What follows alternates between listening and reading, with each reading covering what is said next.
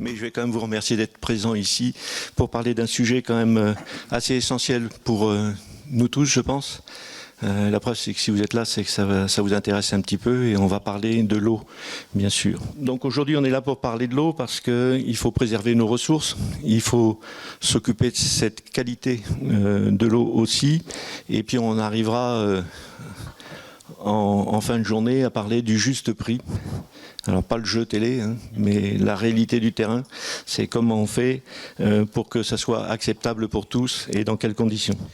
Alors on a quand même la chance aujourd'hui d'avoir des experts, alors qui dit expert dit passionné en même temps, qui nous aideront certainement à réfléchir ensemble à ce qu'on peut faire pour préserver cette ressource dite naturelle, mais il faut faire attention quand même. Au nom de l'Agnon Trégor Communauté et de son président qui est empêché malheureusement aujourd'hui, donc il m'a demandé de le représenter ce matin. Je suis heureux de vous accueillir au pôle Phoenix, qui est une propriété de l'Agnon Trégor Communauté.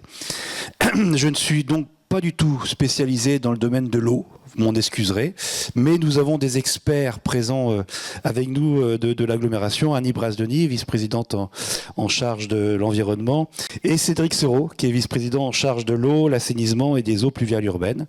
Eric, qui connaît bien aussi tout le domaine du monde agricole, etc., donc il sera aussi sûrement riche d'apports tout à l'heure. Alors, sur le thème de l'eau, comme ailleurs, nous avons connu en Bretagne, et nous connaîtrons malheureusement, je le crains encore, des périodes de sécheresse qui nous confirment, si besoin était, que l'eau est une ressource précieuse, unique, vitale. Nous avons une responsabilité sans doute collective. Il nous faut protéger la ressource et le faire sur tous les aspects qui seront certainement évoqués aujourd'hui. La gestion quantitative de l'eau, la gestion sanitaire, la gestion environnementale, sans oublier l'équité sociale d'accès à ce service public, à ce bien public plus que service. Ce dont vous allez échanger aujourd'hui, c'est bien sûr de biodiversité, mais aussi de sensibilisation, d'agriculture, de programmation publique, de santé, d'économie locale, de consommation, on pourrait en développer. Bref, c'est un vrai sujet de société que nous abordons aujourd'hui grâce au CODEV. Je veux croire qu'en 2025, pour une immense majorité, nous sommes tous désormais conscients des enjeux écologiques, sanitaires et publics que recouvre la vaste question de la gestion de l'eau, en lien direct avec le réchauffement climatique. À LTC, nous ne sommes pas en reste sur ces questions. Nous sommes préoccupés par la préservation de nos rivières et de nos marais, des nappes souterraines, par la qualité de l'eau du robinet, par la biodiversité marine, par un développement équilibré et modernisé des pratiques agricoles, par la gestion des eaux usagées, par une gestion raisonnée de la ressource. La liste est longue et je n'aurai pas le temps de détailler l'ensemble des politiques publiques engagées sur toutes ces questions. Dans les politiques publiques que nous menons, nous assurons par ailleurs en régie, ça c'est important de le dire, c'est-à-dire sans intermédiaire privé, l'assainissement et sur une large partie du territoire la distribution de l'eau potable. On en parlera aujourd'hui, c'est certain, de cet engagement communautaire pour moderniser nos stations d'épuration. Je regarde Cédric parce qu'il est dedans en permanence, et nos réseaux de collecte, enfin pas dans la station, mais à côté, pour éviter toute pollution involontaire. Il faut savoir que nous avons engagé ces dernières années, je pense que tu le diras tout à l'heure, des travaux pour améliorer la qualité de l'eau, la qualité de l'eau distribuée, nouvelles usines de traitement, contrôle régulier de la qualité et renouvellement des canalisations quand elles sont trop anciennes. Et malgré une situation financière compliquée pour l'agglo et pour les collectivités locales en général, une pression qui s'exerce sur notre budget qui est assez colossale actuellement, on craint que ça risque de se renforcer dans les années à venir.